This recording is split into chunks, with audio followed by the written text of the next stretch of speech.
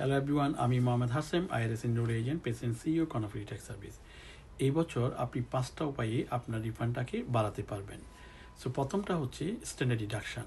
গত বছরের তুলনায় এবার স্ট্যান্ডার্ড ডিডাকশান অনেক বেড়েছে, যার ফলে আপনার ট্যাক্সেবল ইনকামটা কমে আসবে এবং ট্যাক্সটা কম দিতে হবে, রিফান্ডটা আপনি বেশি পাবেন। নাম্বার 2, সল্ভ মিন স্টেট অ্যান্ড লোকাল ট্যাক্স, যেটা গত বছর পর্যন্ত ছিল 10,000, এই বছর সেটাকে ইনক্রিজ করে 40,000 করা হয়েছে। সো এর অর্থ কি, যাদের অনেক যদি ট্যাক্সেবল ইনকাম থাকে, কেউ যদি আইটেমাইজ করে, আপনি স্টেট ফরওয়ার্ড $40,000 পর্যন্ত ডিডাক্ট করতে পারবেন, যেটা গত বছর ছিল 10,000।